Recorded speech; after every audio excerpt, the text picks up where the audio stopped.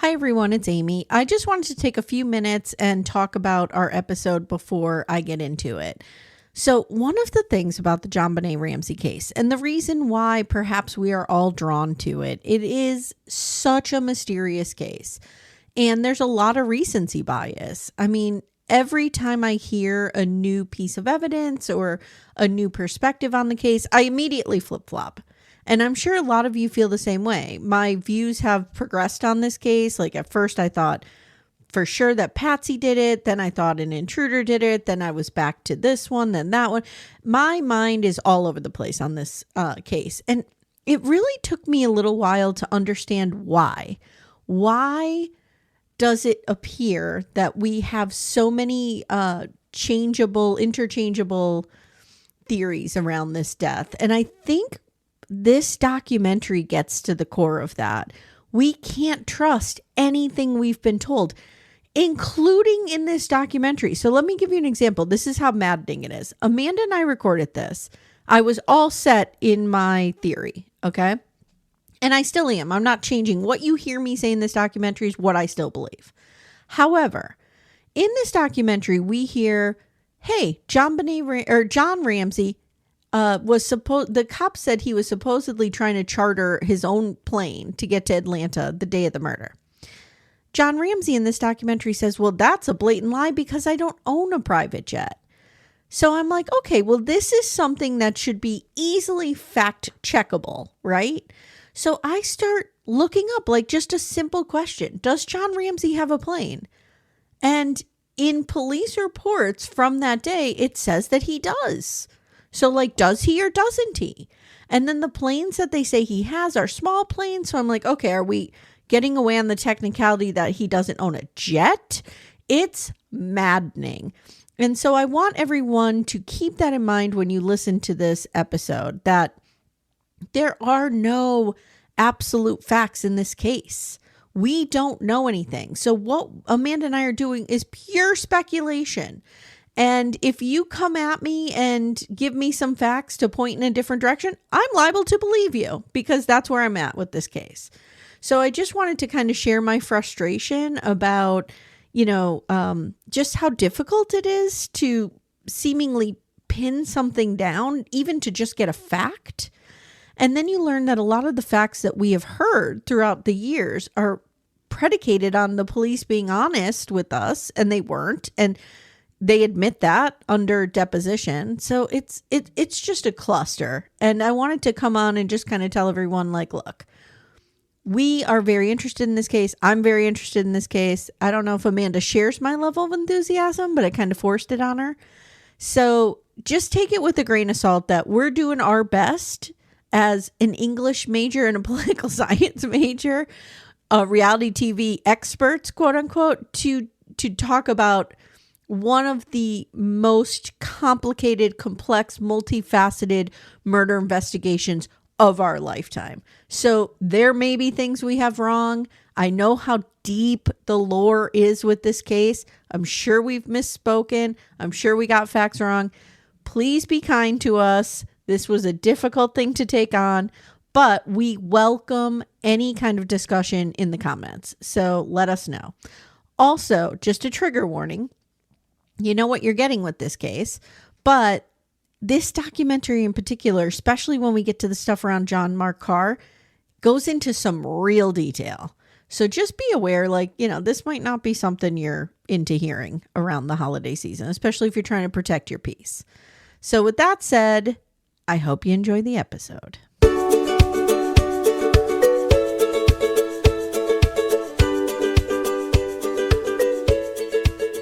Hi, everyone. Welcome to Little Miss Recap. My name is Amy.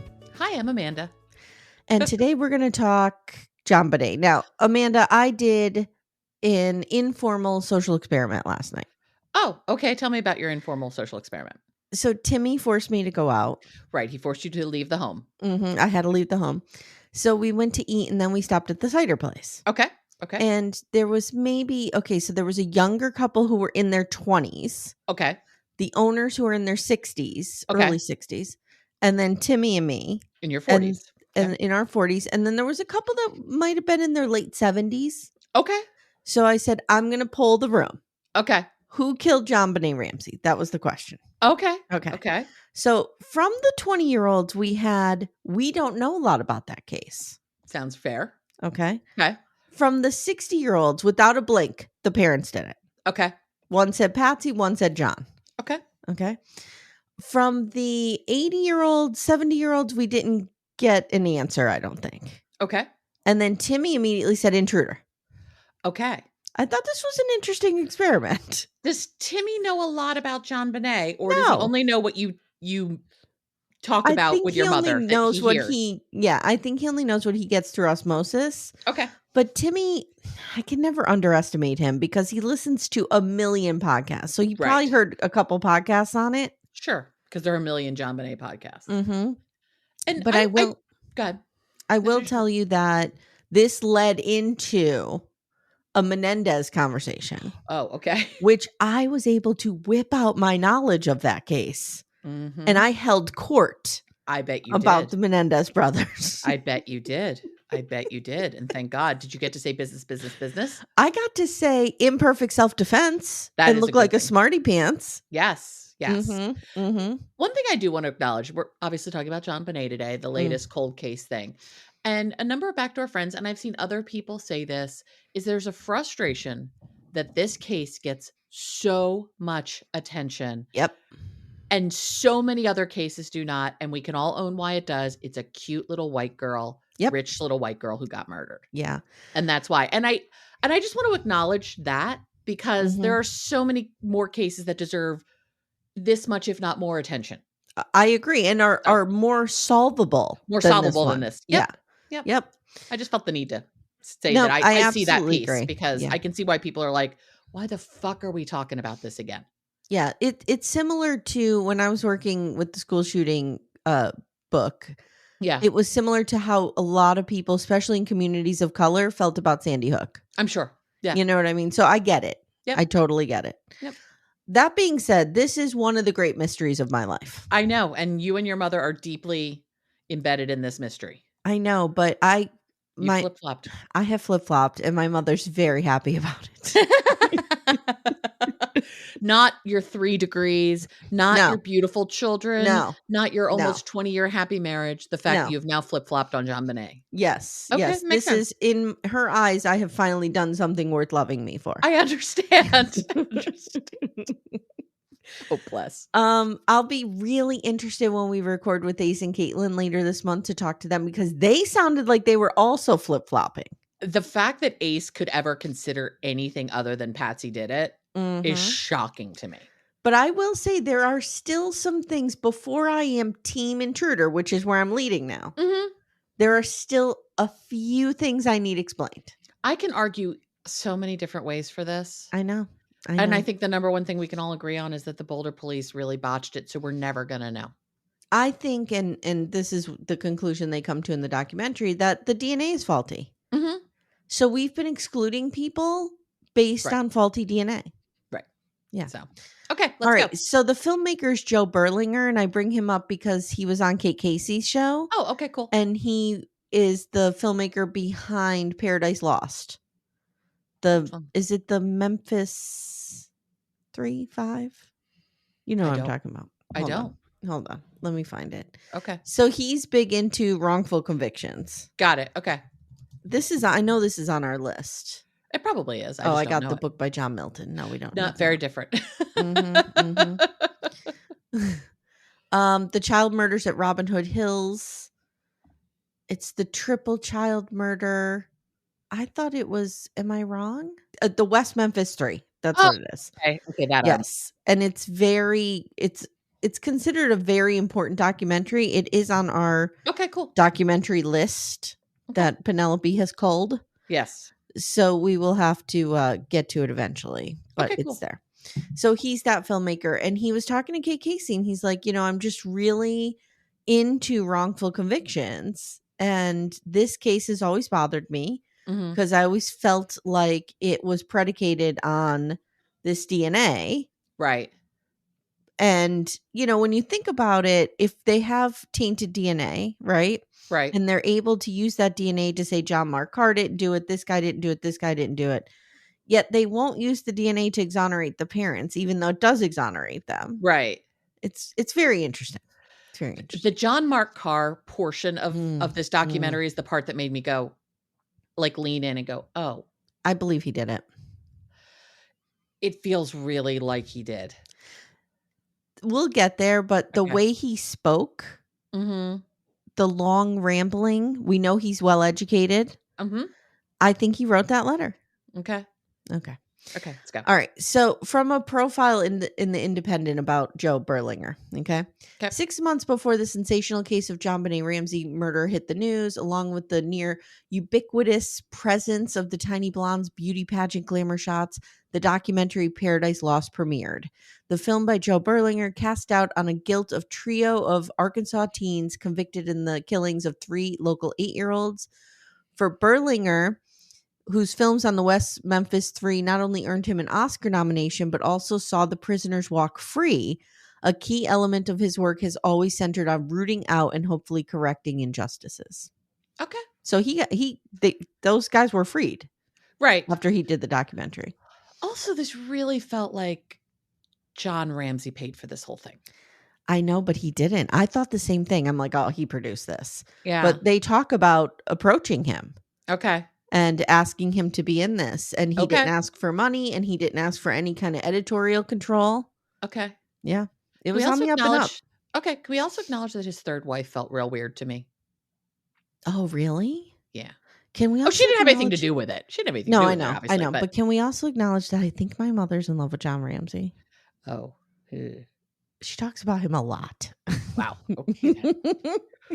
Okay, Mother Amy.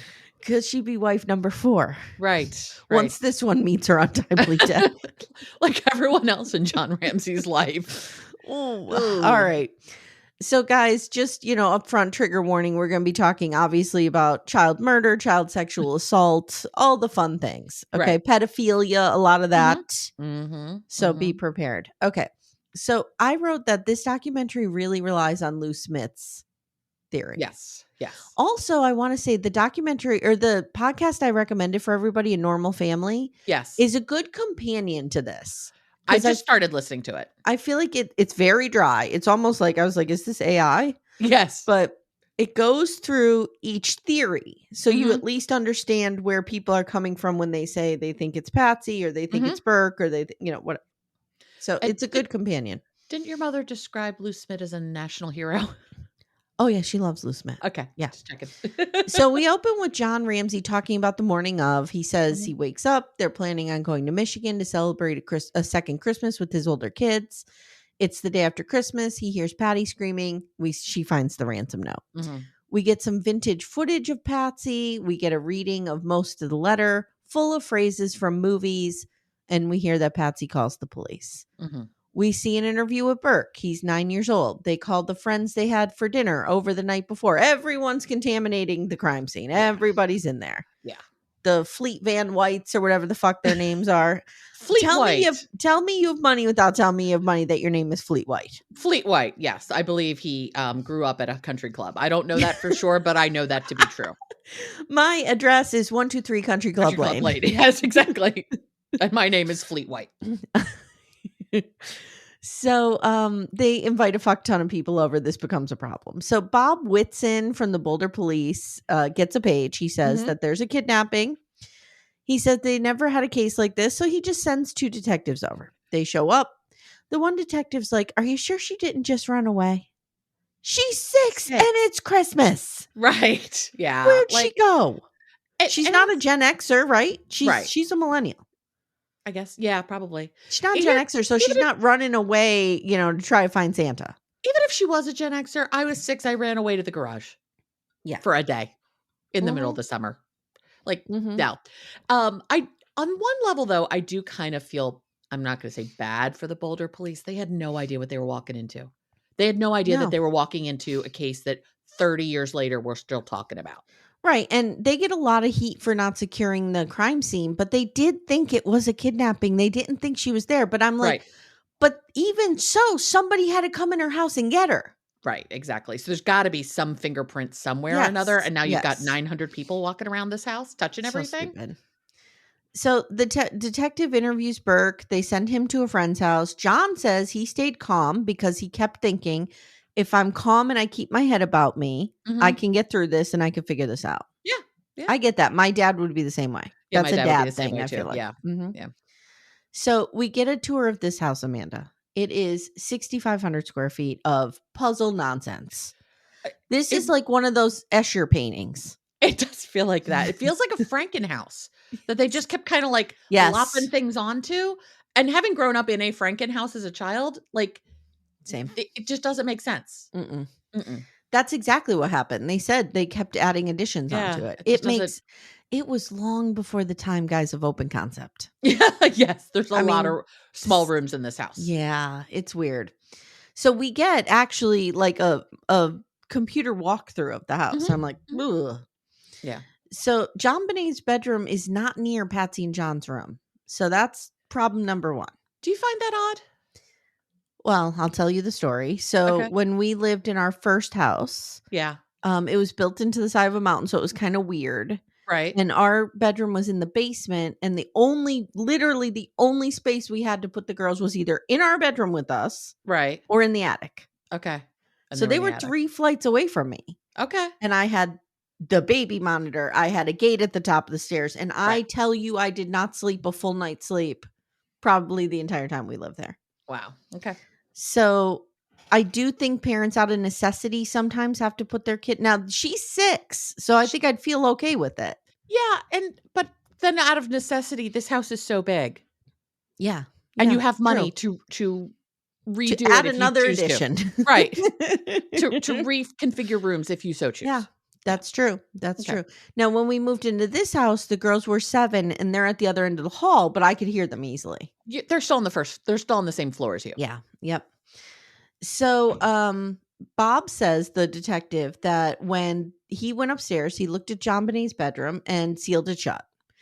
The detectives are searching the house. They're finding nothing. The police prep John on what to say when the kidnappers call, and Mhm. he gets the money available. And remember, it's $118,000. I don't think I'll ever forget that. Exactly the amount of his bonus. Which was in the newspaper. I didn't see that in this, but I Okay. saw that in a different documentary. It It was was in in the the newspaper. newspaper. Okay. So Bob Whiteson asks John Ramsey for their notepads, and he Mhm. gives them 2, one from him, one from Patsy. Bob takes them to a detective named Jeff Kithcart. Kitchcart. I don't hate that man with his name. He looks through and he finds, Jeff does, that in Patsy's notebook, there's a first draft of the ransom letter Right. that says Mr. and Mrs. and there's an R. Mhm. And don't forget, the ransom note is only to John. Okay. Got So it. somebody X'd Patsy out of the equation. They make the conclusion. I think it's a normal conclusion that the ransom note came from that pad. Mhm. Mhm. Okay. The Boulder PD is like, Yeah. Ron Walker, an FBI agent in the office, says at the time to everybody, you always have to look at the family first. Family first, people. Sure. Family first. Ron says the note was unusually long. Usually a ransom note is like a page. Mhm. This was long. It was 3 pages. Mhm. Then there's the $118,000. It's a low figure. It's an unusual figure.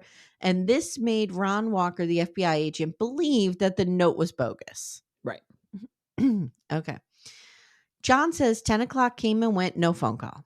Patty says, I asked everyone if they closed the airport, what they're Patsy. doing. You keep saying Patsy, I'm Patty. sorry. Yeah. Patsy, Patty. sorry. Yeah. And I wrote Patsy. I'm just I reading it understand. wrong, like a I moron. understand. So Patsy says she asked everybody, like, are you guys closing the airports? Like, what do you do? And they're like, no, we got this. Yeah. She's like, okay. Well, I don't think we close the airports for one kidnapped child. That's some rich people shit right there. That's some Mhm. fucking soap opera shit right there. Can you comment on Patsy's hair? She It's had the 80s helmet. It's very of its time. There's a lot of hairspray involved in that. There is a helmet situation. A stiff wind would not change her hair. You know whose hair looked very similar at the time? Oprah's. Yes. Yes. They had a very similar hairdo at the time. Yeah. Yeah. It's unfortunate, but it was very much of its time. So at 1 p.m., they're telling John, so John's getting antsy. Mhm. What can I do? What can I do? What can I do? And this detective, Linda Arndt, tells him, go search the house. I don't Right. know. Get out of my hair, kid. Linda Arndt's a weird one. Oh, man. I saw that interview. Mhm. Like, not at the time, but Yeah. like I saw it recently. It's bonkers. Yeah. So he goes right to the basement, to the train room, sees the window open with a suitcase under it. And he says, that suitcase shouldn't have been there. And then he says, I came through that window last summer and I thought we had the glass fixed, but apparently we didn't. Who leaves just an open window in their basement? Right. For months. Yeah. Yeah. It's not like they couldn't afford to fix it. Right. It was weird. So John says, I came through that window last summer because I had locked myself out of the house and I had to get in. Okay.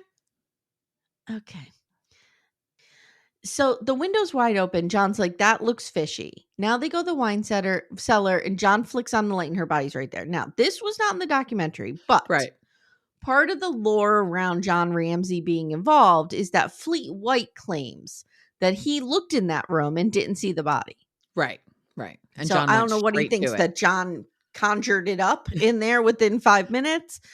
But what actually has happened is John has said Fleet didn't know his way around the house, so didn't know where the light switch was, so never turned on the light in the room. Which can make total sense. John goes in, flicks on the light. Don't forget it's a basement, so there's no windows in that room. Right. And he flicks on the light, and there she is. And that's where they'd been hiding the Christmas presents. Yes, and he freaks out. And he runs to her and he rips the tape off her mouth. Right. And we all know in the Lifetime movie, he carries her up the stairs. With the worst mannequin in God's creation. In the air. I can't think about that without thinking of that, which is terrible. I know. But it's hilarious. I know. The movie version, guys, is so cheesy bad. Look, guys, we're going to try to find our laughs where we can here. Yeah, exactly. Because it's not fun. So... watching Patsy talk about this was really sad. Mm-hmm. Yeah.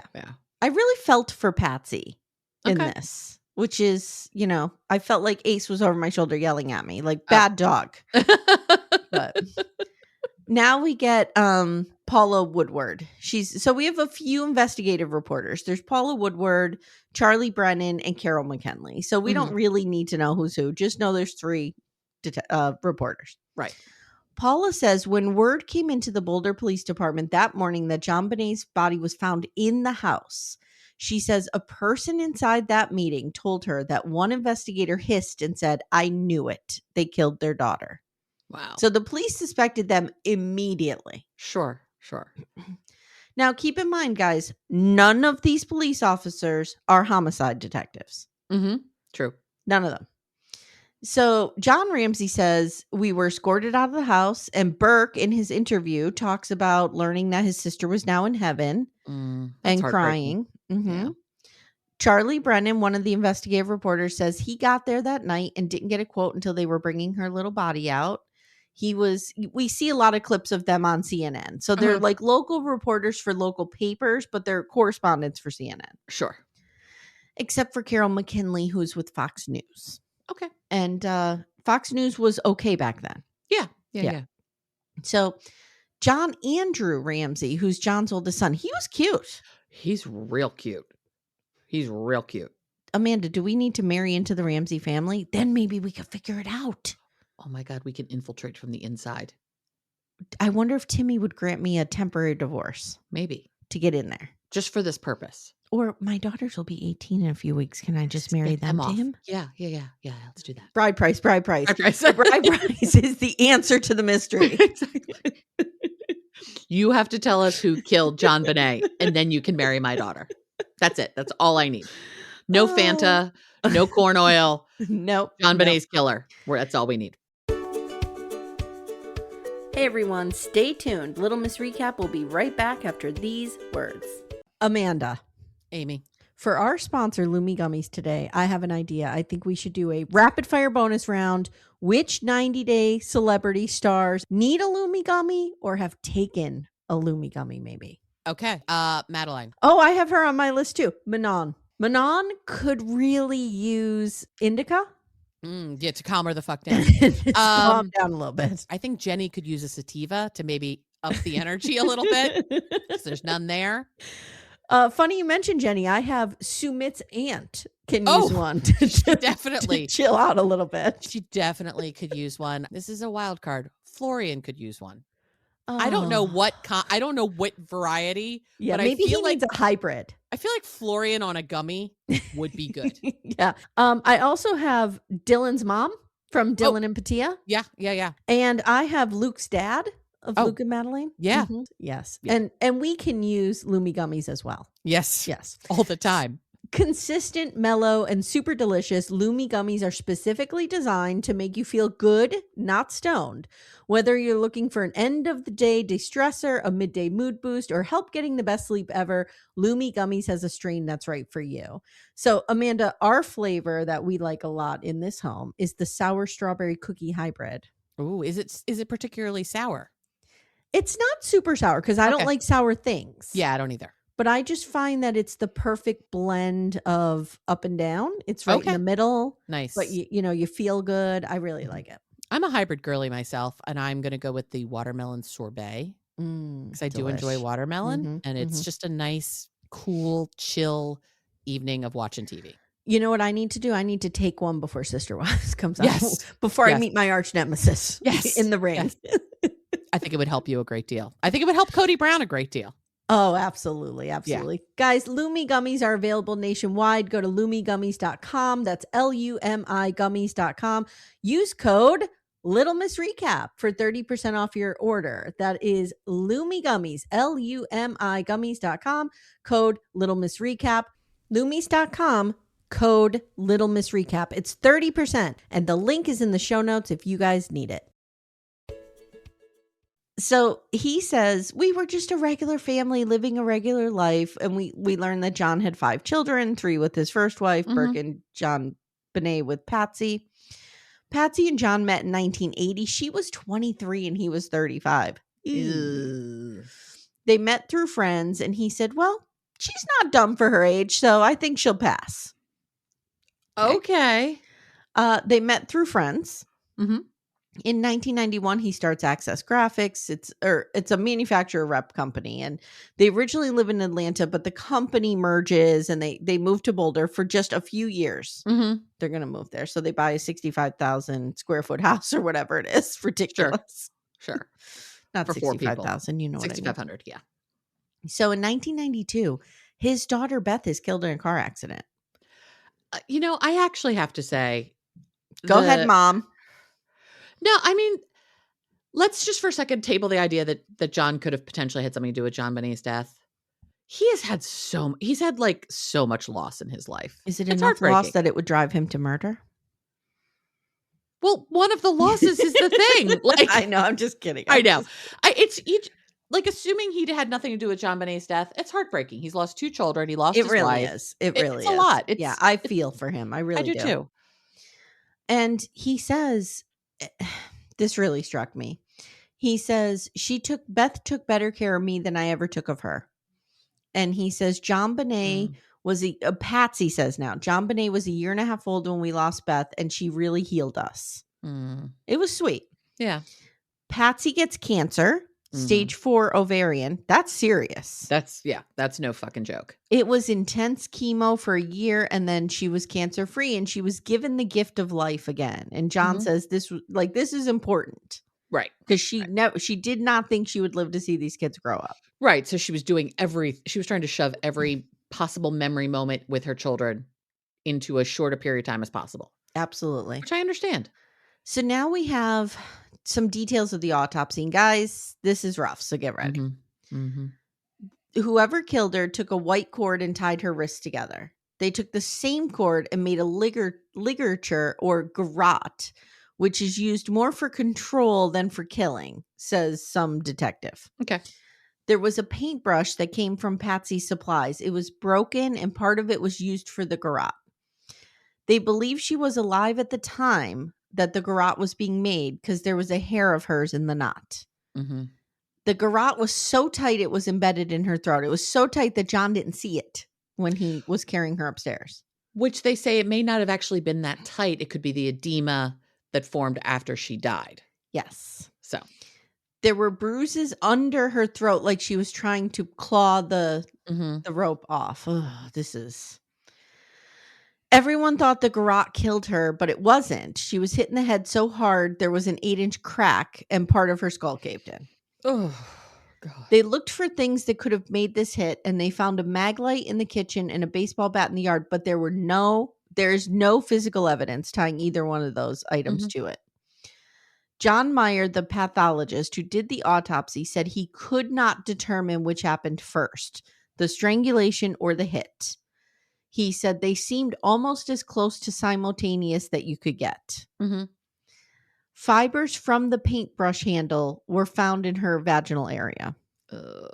She was tortured and she was murdered. So, yeah. Okay. So now we get to the media part. So people become obsessed with the story because there's so many... They think that there were so many videos and pictures of her as this little beauty pageant queen that people became very interested in the story. As my mother refers to her, Patsy Burke paraded JonBenet around like Astor's pet goat. That's how my mother has always described it. Yeah. People were commenting on these 24-hour news shows that she seemed very sexualized. What is your take on that? Because I look at those pictures and I don't think it's sexual, but I do think it's like too adult. It's too adult. I don't know if it's specifically sexual. I have a real problem with child beauty pageants. I do too. I think they are at best a bad idea and at worst very dangerous and very, very insidious. There's something about child beauty pageants that has always creeped me out. Makes me very uncomfortable. Dressing little girls in this crazy hair and makeup is just nuts. And I think it can... I mean, we all saw Little Miss Sunshine, right? Which is one of my favorite movies. It's a great movie. But there's that creepy guy in the audience who's watching this. And there's a bunch of them. Yeah. And Greg Kinnear is like, this is my kid. Well, thankfully it goes well for their family in the end, sort of. Right. Yeah, no, there's something about it that always creeped me out. And I just think it just... Like, I have a problem with adult beauty pageants. I do too. It just exposes little kids to being adults well before they need to be adults. Right. And we don't want to keep perpetuating the idea that women should only be judged on how they look. Correct. Now, yes. So why are we starting this at 5 years old? Right. Ugh, it drives me crazy. So anyway, a narrative begins to emerge that the Ramseys forced her to be sexual in these pageants. In an interview, Patsy is like, what is wrong with these people? Like, and I think Patsy, having come from that world. Right. It's so not sexual to her. It's not sexual to her at all. So John says this was all innocent, and Patsy was in a beauty pageant too. And so JonBenet, like, they used to talk about it a lot, look at pictures of it, and JonBenet was always fascinated with it. He also says, Patsy didn't know that she would be here very long to see JonBenet do these things when she was a teenager, so she wanted to do it. Okay. December 29th, 3 days after the murder, Leslie Durgan is the mayor of Boulder, and at a press conference, she says, the press is like, why are the police not searching the house? Having the dad search the house, not sealing off the crime scene. What's up? And Leslie Durgan is like, we got this. We're good. We're closing in. And Charlie Brennan, one of the reporters, says, like, this is how they talked about this case. Like, they were this close to solving it all the time. Right. Yeah. Which made us think it was the family. Right. Because we felt like they knew something we didn't know. Sure. Makes sense. So Tom Kobe, chief of police, is interviewed, and he says the police did do a search of the home, but they missed the basement. Right. Which it sounds like there was a weird shape. Like, I could see how you miss rooms in this house. Yeah. Yeah. It's weird. The house wasn't sealed off for hours. They had a house full of people cleaning, doing dishes. Like, it was not good. Bob Whitson says, yes, I should have removed those people, but it looked like a legit kidnapping. So I let the people stay to support John and Patsy. Because John found the body and moved it, he destroyed the scene. He removed the tape. That was a big mistake. Yeah. But listen, if I found my kid in that condition, I would immediately be trying to get her help, whatever that looked like. I wouldn't be thinking preserve evidence. Correct. So the police suspicion of John and Patsy began day one. Linda Arndt, the responding detective, she goes on TV now, a couple days after the murder. And she says, I know who killed JonBenet. And his face was inches from mine. And there's this famous exchange where I forget who she's talking to, but let's say it's Leslie Stahl. Leslie Stahl's like, was he nice, or what was his demeanor? And she's like, he was cordial. Well, would you say he was scared, or was he was cordial? Like, she just keeps saying cordial. Cordial. I know. It's weird. It's weird. So John says, we didn't act right according to Linda Arndt. And that was our biggest crime. And he says, for example, she was saying that I was casually going through the mail. He says, but I was looking for other correspondence from the kidnapper. Right. Yeah. So it's interesting. Like, I know that in one of Kim and Kyle's D-sides on Cray Cray, Kim talks about a book by Malcolm Gladwell a lot, which I've not read. So take it with a pound of salt. But basically saying, like, the way we think people are going to act in crisis is very rarely how people actually act in crisis. We have this preconceived notion of what people should and shouldn't do. Yeah. And it's rarely what we think it is. And I'm of two minds on that, because I'm always saying, like, we have the behavioral analysis unit for a reason. Like, we study human behavior for a reason, because it normally follows patterns. Correct. But you're right. When it's crisis and trauma, those and patterns are upended. Right. Yeah. Yeah. Yeah. Like, you would not think this of, well, you might think this of me, but I go bananas and fall apart in a crisis. I'm shocked. Yes. I'm shocked. You will know that in a crisis, I generally am very cool-headed. I bet. Yes. Until all is done, and then I fall apart. Well, that's what I'm saying. Like, I think I'm okay in the moment, but the second it's over, I fall apart and, like, need therapy, intense therapy for weeks. Also see the fact that last night our garage door wouldn't close because, you know, we have those laser things that, like, if there's something blocking it to keep it, you know, from killing something. Couldn't figure out why it wasn't closing, and I started crying. Oh. After, like, the 6th attempt at closing it. You can pull the string and just close it manually. I don't know how these things work. Regardless, I was just like, why isn't this right? So take that with whatever it is. Okay. All right. Okay. Well, that sounds, Amanda, like it came from a place of frustration. Yes. And other things. Yes. Okay. So, John gets a call. Oh, John says, Linda Arndt is the one who suggested I search the house, and then I didn't do it the way she wanted me to. And he says, we started at the bottom. That made sense to us. Go to the bottom and work your way up. Sure. Okay. Now, and if he said we went to the top and worked our way down, I'd be like, okay, yes, like, whatever. John gets a call from a buddy who says, look, I have it on good authority that police think it's you. Get yourself a good fucking defense lawyer now. So he does. He gets a few lawyers, and they advise him, do not talk to the police. There are a lot of people who are in jail because they were talking to the police. And every attorney would tell him the exact same thing. But this feels weird to the police and to the press, and it's all over the news that the Ramseys won't cooperate. But John says, we gave them everything they asked for. Blood, samples, DNA, phone records, everything. They just didn't sit down for a formal interview. Right. Which they should have. They should have. They should have. In that podcast, too, like, we hear, so one of the things, the case against John is that his story changes a few times about what happened the night they got home. Was she awake or was she not awake? Right. And I said to Timmy last night, I said, I wonder if when they got home from because this is what Timmy and I talk about. I wonder if when they got home from the Fleets, if they were buzzed up or drunk. And he just doesn't remember. Like, if I said to you, Amanda, like, God forbid you woke up this morning and Leo was murdered. Okay. I know. We're just, it's imaginary. I understand. And I said to you, tell me everything you did last night. Right. I think it would be fuzzy in parts. You'd be like, but you would remember everything you did today and after you found him. Sure. Absolutely. But the night before, like, when you didn't know what was going to mean. You didn't know you had to pay attention to something. Yeah. Right. Like, I can't tell you, times I did things. I mean, I was lying in bed half asleep this morning going, what did we watch on TV last night? Yeah. And what if you were buzzed up? Yeah. Yeah. Well, so might have been, but that could be explained away. Sure. Absolutely. If you don't know you have to pay attention to something, you don't tend to pay a lot of attention to it. So John says, like I said, his attorneys told him not to talk to the police. Now, JonBenét is laid to rest in Atlanta next to Beth Ramsey. It's New Year's Eve.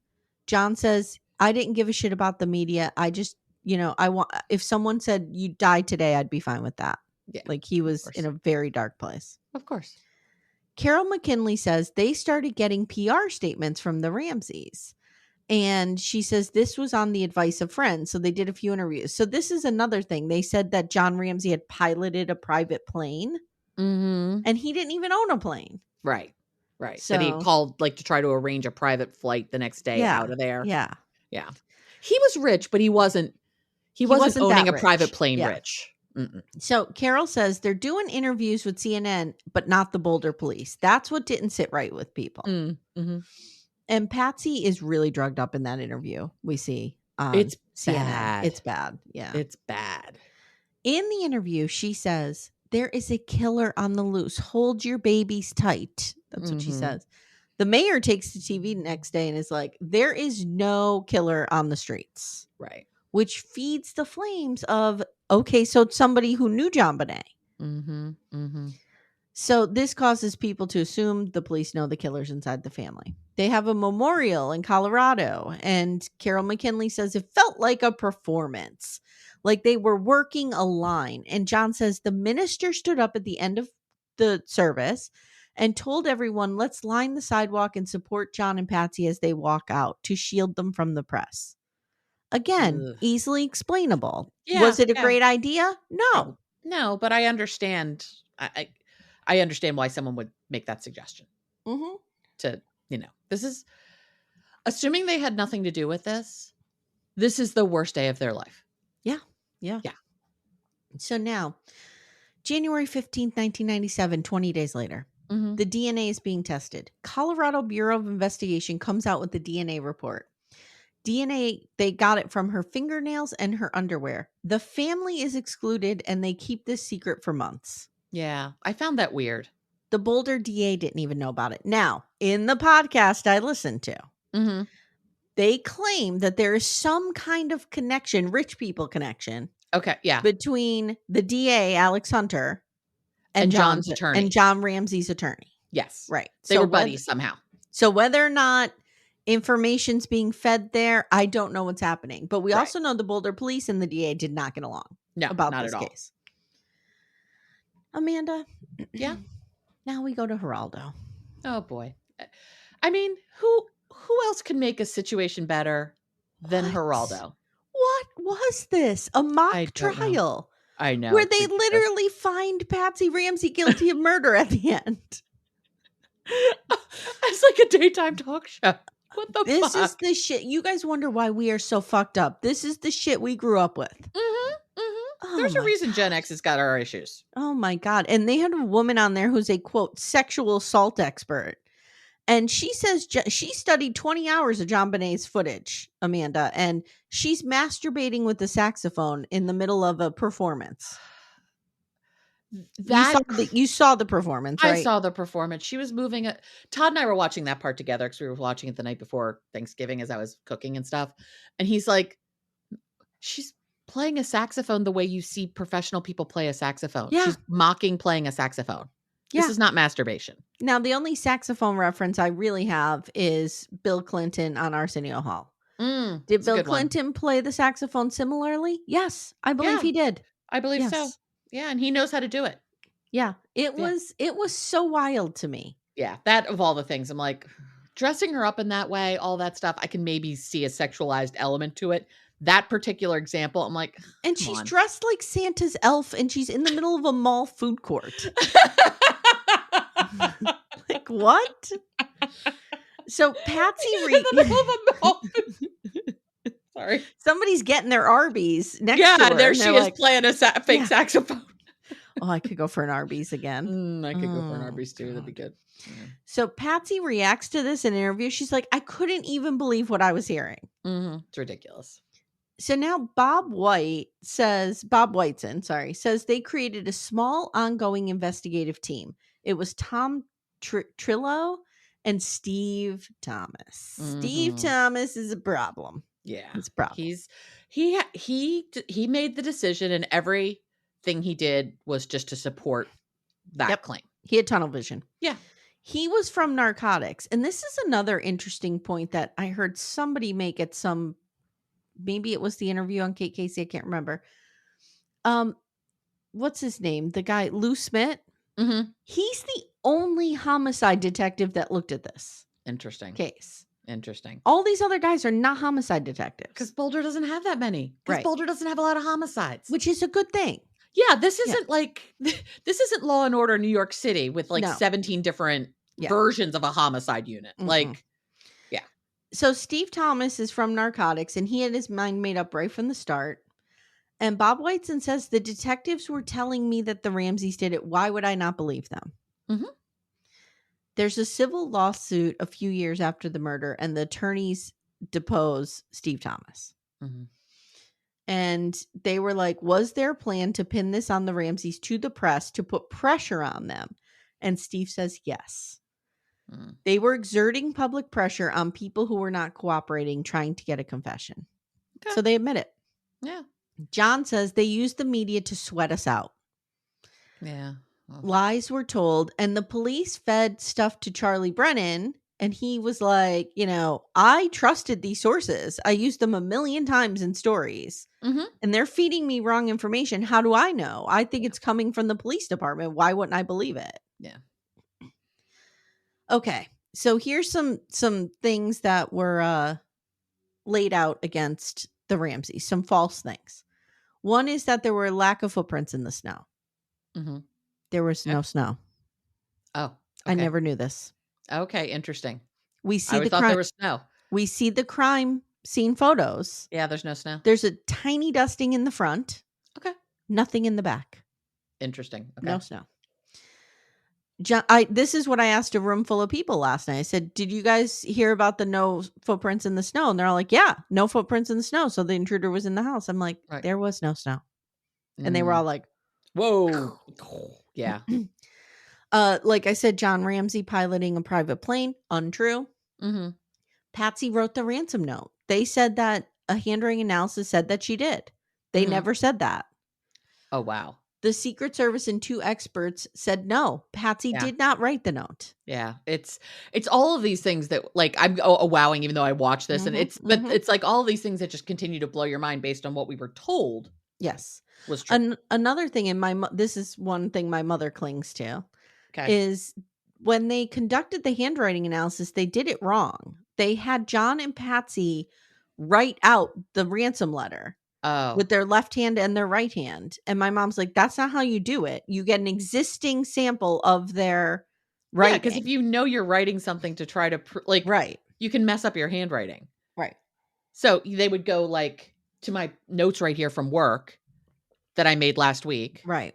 And go, does that handwriting look like this note? Right. Like when I'm trying to write the letters from Santa or the goddamn elves. Right. I was constantly trying to. Yeah. Right. $118,000 was the amount of John's bonus. An intruder easily could have seen documents and papers in John's office. But like I said, I believe that was in the paper. Okay. I could be wrong on that, but I could have sworn I saw that. Okay. That's distinctly possible. Law enforcement believed there was chronic sexual abuse. This was another thing that came out. JonBenet's pediatrician says there's categorically no evidence of any of this, never a hint of it. She was a loved child. Right. And part of the problem is the tabloids were pushing that. Right. So the tabloids are a real problem. Yeah, I'm Googling, was the bonus printed? Yeah. Was John's bonus? Yes. Okay. Demanded the same amount. Oh, that doesn't help me. Never mind. Let me see. Was John Ramsey's bonus in the newspaper? Thank you.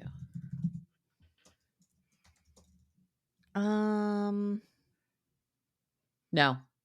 It was not printed in the newspaper. Okay. But it was the same amount of money that was demanded. Okay. Okay. So maybe I either fever dreamed that. Okay. Or heard it in wrong information. Okay. I apologize.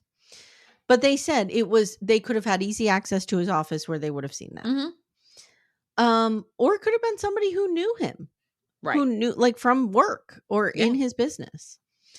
law enforcement, like I said, pushing stuff out to the tabloids, the Globe, the Inquirer, they're all trash. My Gram loved her smut mags. She got all her news from the smut mags. Of course she did. Through all of this, the one thing that never leaks, Amanda, is that the DNA would clear them. Right. Interesting. Now we get Michael Tracy. I love Michael Tracy. Mm-hmm. Oh, I do too. Yeah. First of all, I love his accent. Is he Australian? I think so. I think so. Could be New Zealand, but his accent is fantastic. He gets involved because he studies media involvement in crimes. Mm-hmm. He made a documentary pretty early on with John and Patsy. Now that I think about it, I think he made the documentary through the BBC. So would he be British? Who knows? I don't know. He says one of the craziest things that happened is the police bring in a former Miss America who was the victim of sexual assault by her family.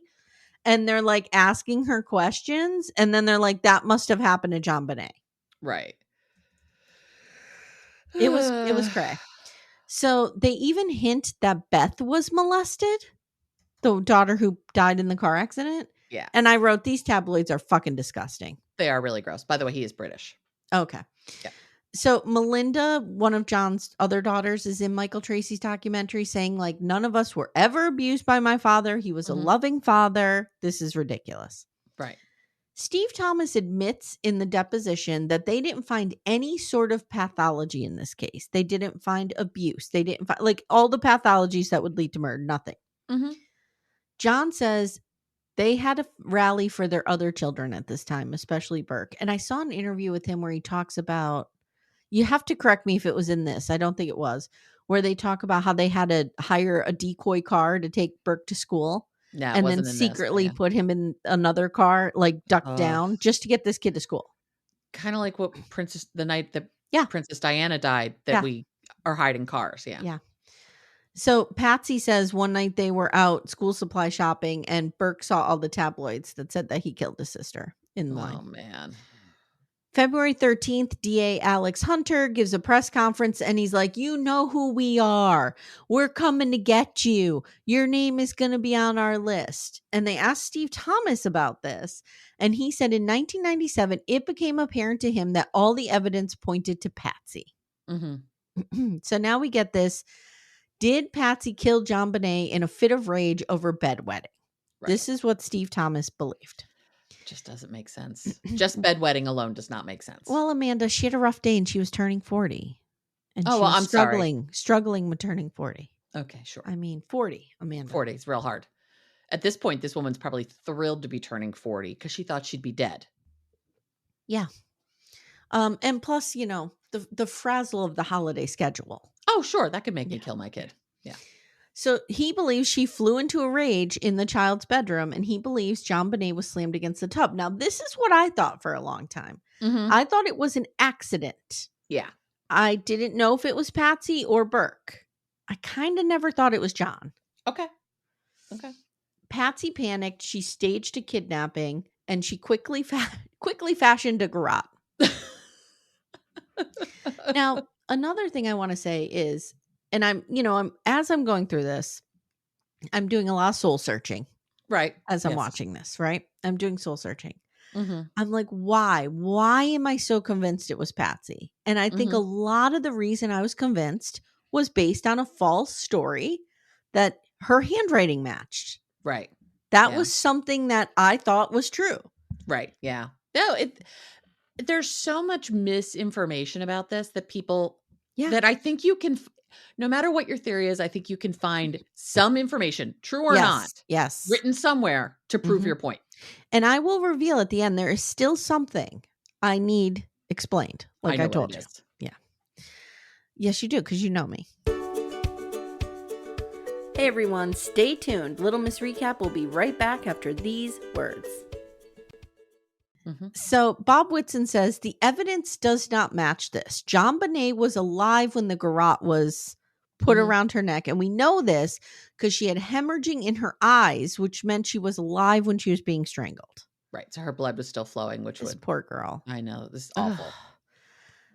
Another thing is when we talk about this case, a lot of times JonBenet gets dehumanized. And it's like, she was a little 6-year-old girl. Yeah. Yeah. So they asked Steve if he thought that JonBenet was alive at the time of her acute vaginal trauma. And he says the experts say yes. So they're like, so Patsy did all of that. Now, see, this is where, so this made me change my mind. Okay. Because I was like, let's say Patsy did it. Okay. Let's say she just had a fucking enough and she grabbed JonBenet by the arm and whipped her into the bathroom a little too hard. Right. And the kid slipped and hit her and they panic and they write this letter. First of all, somebody says, let's make a garage. And then they sexually assault her with the paintbrush handle. Right. To prove I can't get past that. Yeah. I cannot get past that. To me, there is not a world in which Patsy Ramsey sexually assaults her with a paintbruch handle. There's just not a world that happens. And John Ramsey either. And Burke Ramsey either. So that's where I'm at with it. But I can't get past it. Right. I can't get past it. And I didn't know that. I didn't know that that had happened. Right. So this is what turned me. This is what's turning you. Yeah. Okay. Yeah. Okay. So John says, all of my kids wet their beds at various times. Who gives a shit? He's like, Patsy was just grateful to be alive. Her kid wetting the bed was not going to unravel her. Right. Sure.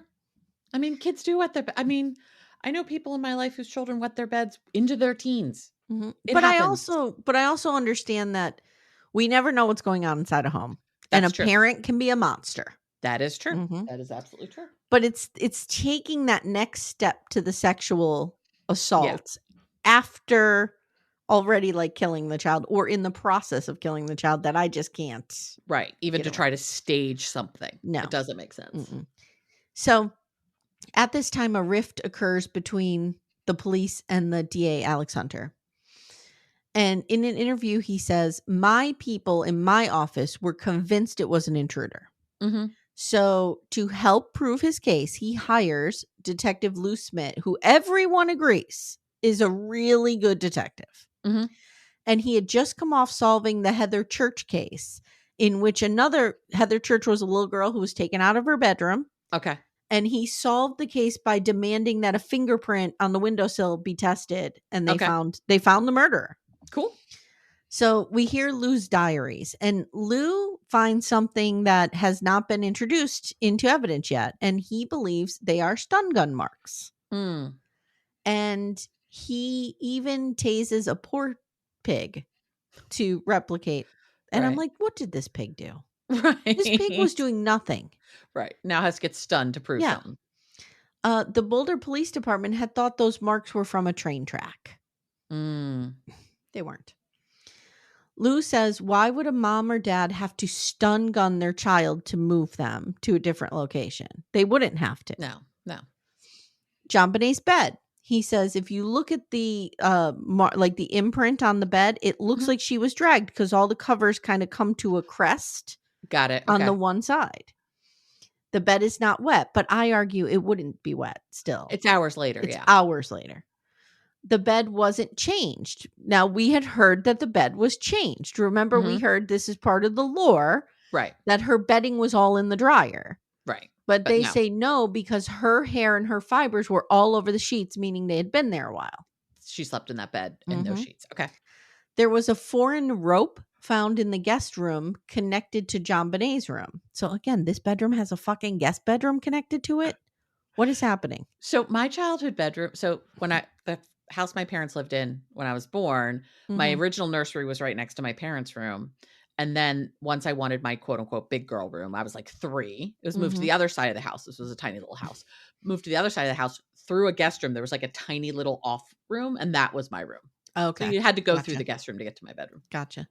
So our first apartment that we lived in when my parents were young, when we were young, it was a railroad style. So you had to walk through my parents' bedroom to get to our bedroom. Yeah.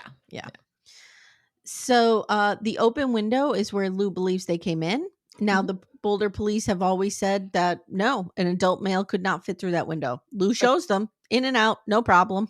And John said he did that summer. Yeah. Now, could I fit through that window? Probably not. But Timmy could. Skinny. John Marker's real skinny. Yeah. Mm-hmm. He also showed them that the grate covering the windows, there was foliage like under the edge, which Mhm. means it was lifted up at some point and placed back down. Right. There was also a footprint on the suitcase.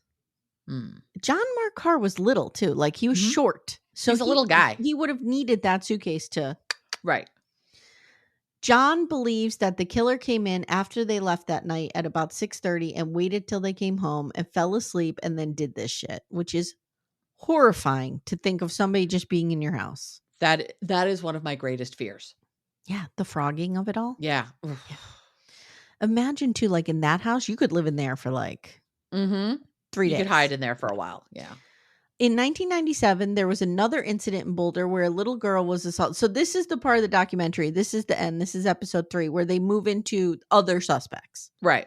Okay. So in 1997, there was another incident in Boulder where a little girl was assaulted in her home by a strange man. Mm-hmm. But mom happened to chase him off. Yeah. That person's never been found. And this girl was connected to JonBenet because they went to the same dance studio. Right. The police are like, no, not the same because she wasn't murdered.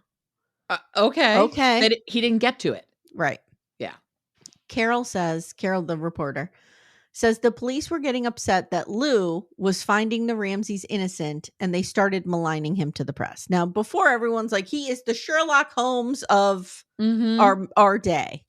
And now they're like, delusional old man who doesn't know what he's saying. Pick one.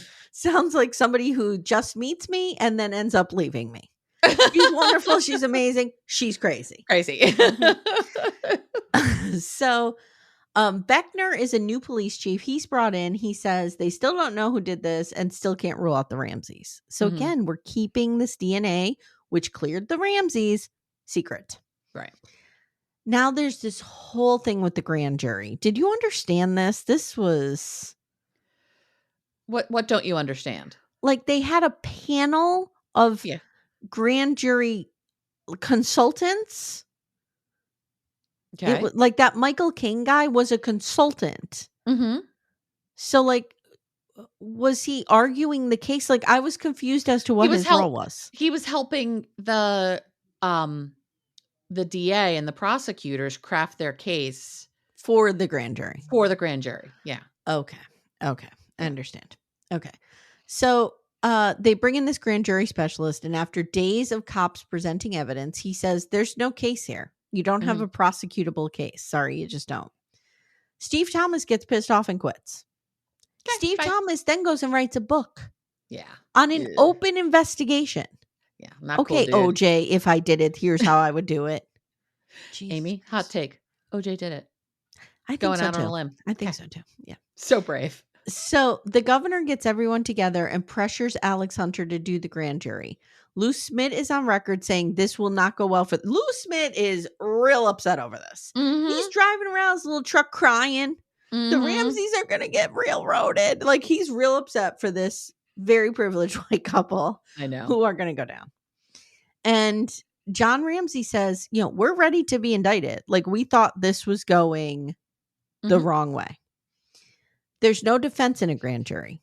It's just a prosecution. Because again, they're just deciding whether or not to press charges. And Michael Caine leads the case. John says, my impression of Michael Caine is that he was out to get us. Mitch Morrissey is a DNA expert. The Ramseys are not asked to testify. September 22nd, 1998, Lou resigns over this. And then he ends up actually suing to get on the grand jury. Which is help me, to testify in front of the grand jury. Yeah. Which is wild. That is wild. I'm telling you, Lou's real upset over these people being...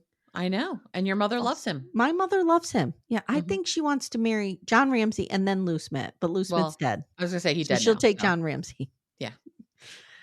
So they take the jurors to the house and they say it will be difficult to navigate this house if you're not familiar with it. Like I said to you and Tess, houses, gravity, physics, it all works one way. Eventually you're going to figure out this house. If you're on a second floor of a house, you have to descend via these things called stairs. And they're going to be somewhere. So or there's a fire pole. Right. Like, I think so. I think someone will learn this house in a few hours. Give me an hour and I would learn the house. I just now have this image of Patsy Ramsey every day having to sliding down the fireball. And Burke having to take an escalator up to his room after breakfast. Oh, okay. We're going to hell. So they take the jurors to the house. Now they talk about the DNA in the panties. They say they ran it through CODIS and they have no match. So they got DNA from under her fingernails and in her underwear. To explain away the male foreign DNA, because they wanted it to be the Ramsey's DNA. Sure. But because it was male foreign DNA, they even went to China to see if they could find the lone white dude who was working the underwear line that morning. And he may have like spit onto the panties or something. That's how far out of the realm of that they went. Right. The grand jury finds they don't have enough evidence to convict. Yeah.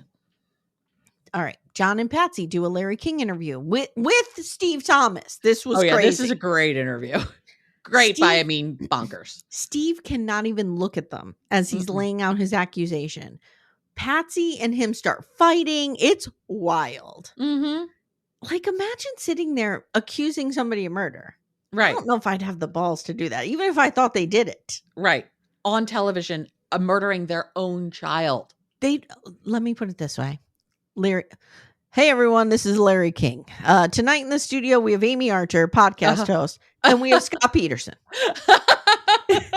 Amy, what would you like to say to Scott Peterson? I'd be like, nothing. Hi, Scott. House prison.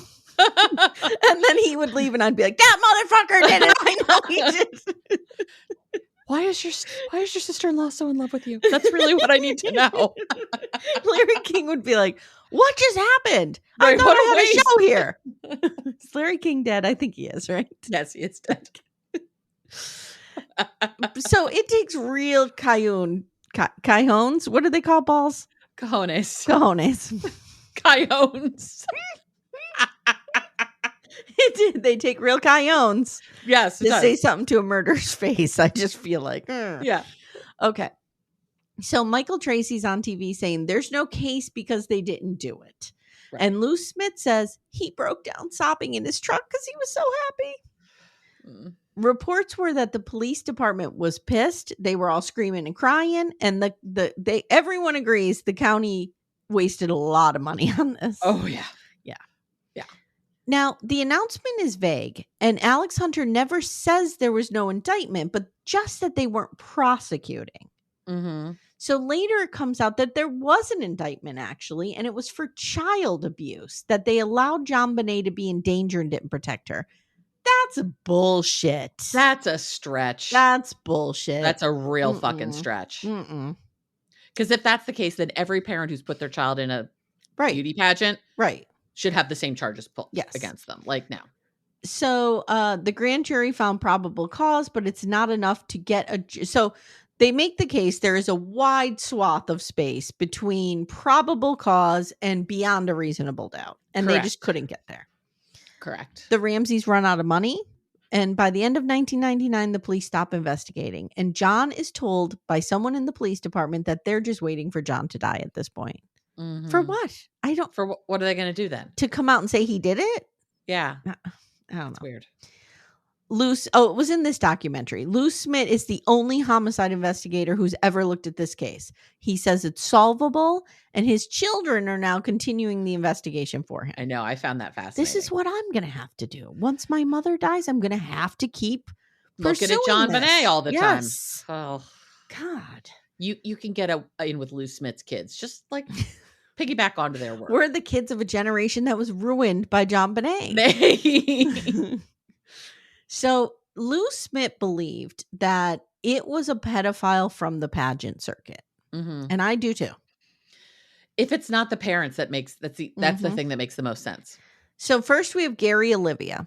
Mm-hmm. He had sexually assaulted a neighbor in Oregon, and then he had fled to Boulder. He was a transient, and a friend of his says Gary called him and said he hurt a little girl. When they found him in his tent, he had pictures of her. There's an interview where he's like, she was singing in those pageants and it was so damn hot. Ugh. He Gross. denied it, but then confessed if they agreed to lock him up and give him 3 squares a day. But his DNA did not match. Not gonna lie, there aren't days where I'm like, maybe that's not so bad of a deal. Yeah, like I said about Eric Menendez, I'm the only person trying to get in that prison. Right, exactly. His DNA did not match, so he's excluded.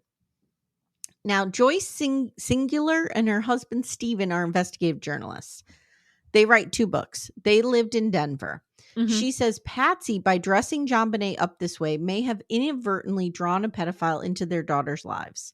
They interview some... Oh. Hi, Toby. Toby. We never get Toby. I know. Oh. So cute. They interview some other moms from the circuit, and some of them say some weirdos came around, especially a photographer named Randall Simons. He is the one who sold the photos to the tabloids. Mm-hmm. This dude was sketchy. This dude even had inappropriate photos of JonBenet on his wall at his studio. Ugh. He also protested to not killing her a little too much. Like they would just pull up, like roll up on him, leaving Sears, and they'd be like, "Hey, Russell, can we ask you?" I didn't kill her. I didn't kill JonBenet. Yeah. Okay. He told Stephen he knew more about this case. Now he goes away, and in 2019, he's arrested in Oregon for downloading child sexual assault material. Ugh. But again, his DNA does not match. Right.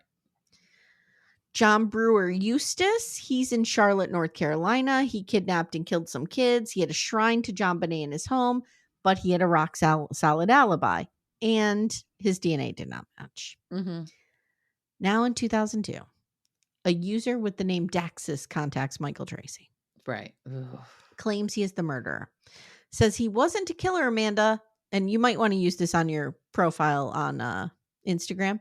He's a passionate lover of little girls. Oh, I see. I mean, I might say I'm a passionate lover of cats. Right. But that just means I like to cuddle cats. Mm-hmm. I'm not doing anything weird. We don't go weird here. No, this dude we do not is go weird. Fucked. This guy is so fucking creepy and so fucked up. This dude said, I know shit that no one else will know. Like, there's a nickname for a grandmother that he knew that nobody else knew. That one made me go, oh.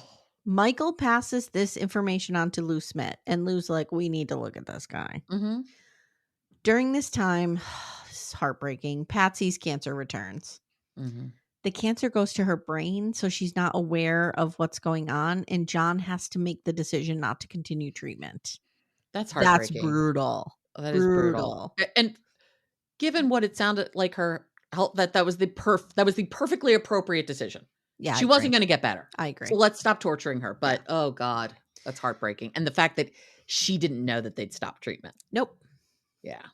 Ugh. The emails with Daxis continue for 4 years, and in 2006, he wants to contact Patsy. He's real fixated on Patsy. Mm-hmm. And he threatens to break into their house if Michael Tracy doesn't connect them. Yeah. So Mary Lacey is the new DA at this time, and Michael goes to her with this information, and it's an international search. Mm-hmm. He claims he's into autoerotic asphyxiation and that the garrote was a special necklace. Yes. And I wrote, this guy's fucking gross. This guy is disgusting. Mm-hmm. The DA is like, this person is obsessed with Patsy. So Patsy's in her bed dying of cancer, but she said she would talk to him, but he never called. Patsy dies. Burke is in college. John cries talking about it. She was 49. I know. I didn't realize she was that young when she died. Yes. She's 2 years younger than I am. John says he believes that she now knows the answer. So that's what we all have to do. We all have to get to the celestial kingdom. And then you'll know. I mean, I also did not truly comprehend until watching this just how religious they are. Oh, yeah. Yeah. Oh, yeah. We're rounding out an hour here. You okay? Keep going? I'm good. Okay. I'm good. We're almost done. Last page. We're good. Daxis wants the last photo of Patsy with JonBenet to be mailed to him in Bangkok. But this is how they get him. Right. Because he actually told Michael Tracy. That's all. Sorry, I can't hear Bangkok without singing that. He had told Michael Tracy at some point that he had bought a bike. Mm-hmm. So they're like, okay, it's going to go to this address. The guy's going to be on a bike. They find him. Yeah. They trace it to John Mark Carr. He's teaching elementary school, Amanda. Ugh. The Thai police department has to arrest him. He confesses. I remember this. Mm-hmm. He taught at an elementary school in Atlanta right before the murder. So he was in Atlanta when JonBenet was born. Right. In 2001, he's arrested in California as a teacher with child sexual assault material. He flees the country. He gets teaching jobs around the world. Gross. Legal experts doubt his story because they don't know why he would leave a ransom note. He says he was upset seeing the parents and wrote the note to deal with them. Okay. He says he changed his mind from writing the letter to both of them to just John. And then he also says he got in the house around 5 o'clock that night and stayed there. Now, John tells us that they have a small cabin up in Michigan. Mm-hmm. And he was up there one day. Yeah. And when this broke, it was in the paper, John Markar's picture. And the housekeeper was like, this guy was in your garage. In Michigan. He came into your garage last summer and asked a few questions. And you don't forget this guy. No, he's so creepy looking. We also know he lived in Atlanta, like I said, when JonBenet was born. So he's around them, but the DNA doesn't match. Right. As of this filming, he claims to be living a covert life outside the U.S. Now, the reason I think it's him is I didn't write a lot of this down because it's bad. But the description of what he did to her goes into this description of what he did to her.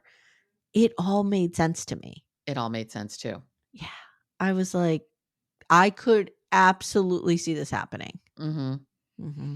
The sick motherfucker. Yeah. Thinks they have a relationship. I mean, the way he talks about it is they have a relationship. Yes. Yep. Talk about a fucked up parasocial relationship. Mm-hmm. He thought they loved each other. Yeah. He thought she loved him. Yeah. It's so fucked up. And he's educated enough to be able to use words like attaché. Oh yeah. You know what I mean? Like he's a smart guy. Yeah. This is not some guy living in a tent down by the river. He's well educated. Yeah. So Michael Tracy now says there is a problem with the DNA. This is the problem.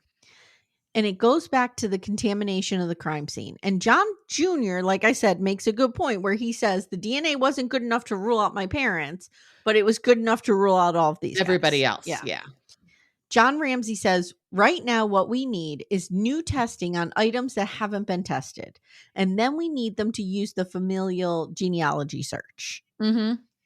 In 2023, the Colorado Bureau of Investigation created a cold case panel, and the panel recommended things that we can't know about.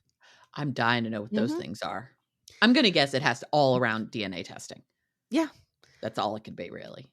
Lou died in 2010, and his kids are now doing the work. John says he gets letters constantly saying, I'm so sorry, we thought you did it, but now we know you didn't. In 2000, Steve Thomas wrote a book saying Patsy did it. The Ramseys sued him and they settled. In 2016, CBS aired a special accusing Burke, which we're going to talk about in a minute. Yeah. Amanda, at one point, they actually brought in a 10-year-old kid and said, here's a mag flashlight, smash the skull of this thing. Right. It's so fucked up. Burke sued the shit out of them and got a boatload of money. Good. Michael Caine says Burke did not kill her. He is cleared. Yeah. John is remarried 5 years later, and he and his new wife, I think her name is Jan, they have a JonBenet shrine in their house that, they talk about her like she is one of their grandchildren. There was something about that weird whole breakdown creeped me out. Mm-hmm. She's John's child. She's not his grandchild. Right. And her like weird attachment to this. I don't know. There was something about it that just makes me go, this woman, I don't think she had anything to do with, I don't think there's anything nefarious. I think she's just fucking weird. Yeah. I agree. So that's it. Like, that's where we land. Mm-hmm. So here's the thing I still struggle with. Okay. The pineapple. The pineapple. So what I did is I went back and I looked at where did this pineapple conspiracy start? Mm-hmm. What is what are the facts behind it? Okay. So it's interesting because the original coroner said that there was a mushy substance in her intestine that resembled fruit. Right. So we didn't even have somebody saying this is 100% pineapple. Right. Or 100% fruit even. Yes. So apparently a couple of years later, they send it out to an academic setting, to some university. Okay. And they say it is pineapple. Okay. And they say it is consistent with the pineapple that Patsy had in the house, which was fresh pineapple with the rind on. Mm-hmm. Okay. So some people have said, well, she could have eaten it at the Whites because the Whites had like a fruit cocktail that had canned pineapple in it. Okay. So it wasn't the same. Got it. So again, in law enforcement terms, like consistent with doesn't mean definitely. Sure. But it means it appeared to be this fresh pineapple. Now, and based on where it was in her digestive tract, she could only have eaten it in a certain window. Yes. Yeah. They test the bowl. So there was a bowl out on the table and a cup and a spoon. And they test the bowl and it has either the bowl or the glass. They only find the fingerprints of Burke and Patsy. Okay. So they don't know if Burke had the treat. So people who think Burke did it said he had some pineapple. JonBenet took a piece. They got into a fight because he had hit her with the golf club a few weeks earlier. Okay. And that he bashed her skull in. And then to protect him, his parents fashioned a garrote, sexually assaulted her, and put her in the basement, wrote a 3-page letter. Right. Again, it That doesn't pass the test. Here's what I mean. Let's say Burke did do this. He hit his sister, and the parents decide they want to cover this up. I'm just going to say this to cover our ass. We are an entertainment podcast only. Yes. We have no evidence, dear Burke. No. Please don't come after us. We're just spitballing here. Okay. But if I were trying to hide this, say it's a different family. If I were trying to hide this, I would go probably put the kid in the bathroom and go, she slipped on the porcelain of the tile and hit her head. Yes. Somehow I would make it look like she fell and hit her head. Yes. Yeah. That's it.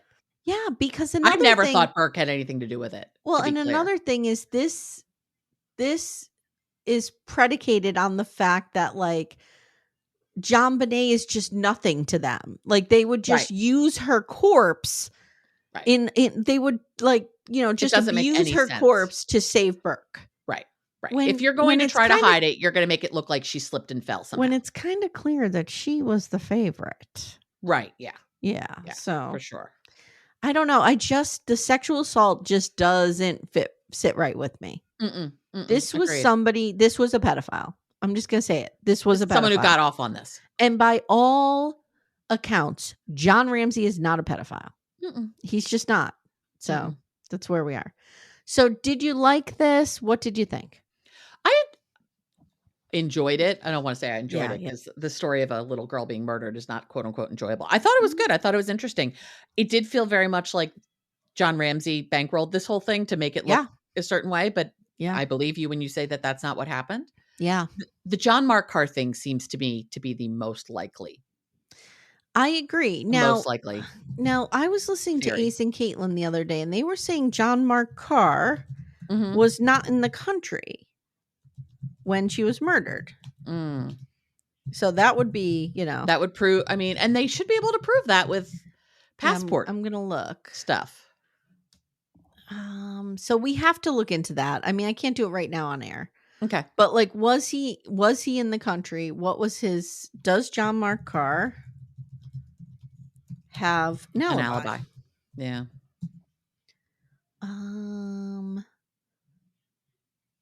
I don't know.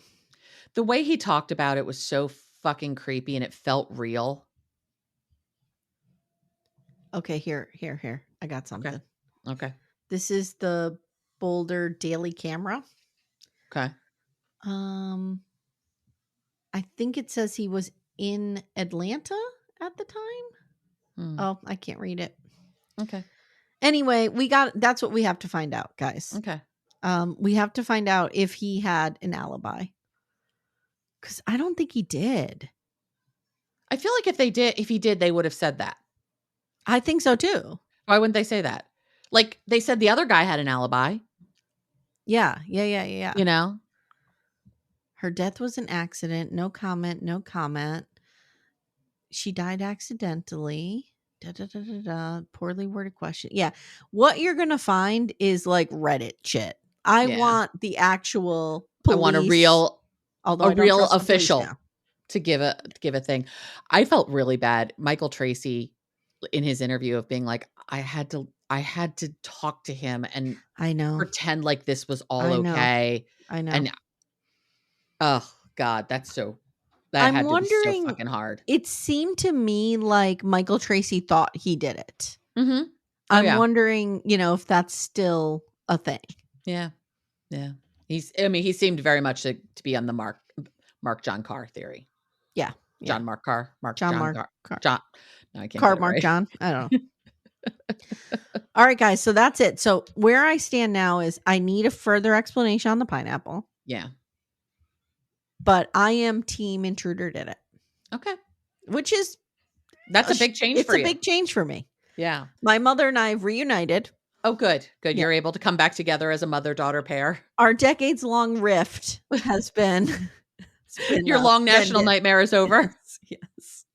Timmy, your team intruder did it, right? Yeah. See? Okay. He is. Yeah. Okay, cool. What is Todd? Do we know? I don't know. I think he's team intruder. I don't know. We haven't really talked about that. Everybody's got an opinion on this. Todd's not really like a true crime junkie kind of guy. Do I need to spend more time with Todd? I think you do. Okay. I think you actually would enjoy that. Guys, tell us in the comments. Mm-hmm. What are you? Are you Burke did it, Ramsey, John did it, Patsy did it, or intruder did it? Right. So those are the only options. Yes. All right, guys. Thank you so much, Amanda. Thanks for indulging me on this. My pleasure. Thank you for making me watch it. And guys, I would have watched it anyway, to be honest. But guys, if you want to support the show, please consider joining our Twin Flame universe. Amanda, what are we doing over there? Oh, we're doing a lot over there. We are doing Lalu. We are doing what is Lalu? Life after lockup. Life after lockup. Yeah. Soon will be love during lockup. Mm-hmm. That'll be the next round. Mm-hmm. We are doing Sister Wives. We are doing Sister Wives. We're doing Sister Wives rewatch. It's paused during the current season, but seasons 1, 2, and half of 3 are over there. Yep. And as soon as 19 is done, we'll be right back where we left off. We did My So-Called Life. We're doing some documentaries. You've got Monthly Soap Dish. We've got Real Talk, where Amy and I talk about life. Yeah, that's been a lot of fun. Things, life, whatnot. Life is not whatnot, and it's that's been fun. Yeah, it has been fun. Yeah, it's been totally fun. Yeah. I don't know what we're going to talk about this week, but we'll find something. I got some ideas. Okay, cool. Yeah, cool. All right, guys. Thank you so much for listening. And hey, if you can't join Twin Flame Universe, consider leaving us a 5-star review. Or send this episode to a friend. Yep. It really helps the pod grow. Send it to a friend. If you know somebody in your life who's like, Patsy did it, send them this episode. Yeah. See what they say. Also, our new merch store is open. I purchased the merch last night. Oh, the link is in the show notes. And just support the show if you can. Yeah. That's all. All right. We love you guys. We'll see you next time. Bye. Take care, everyone.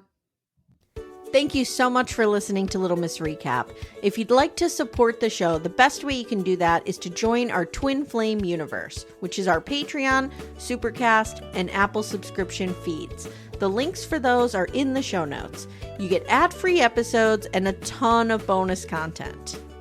You can also subscribe to the feed so you don't miss an episode, share the show with a friend, and leave a 5-star review.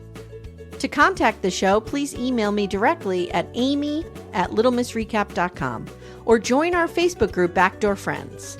Thank you so much for listening, and we'll see you next time.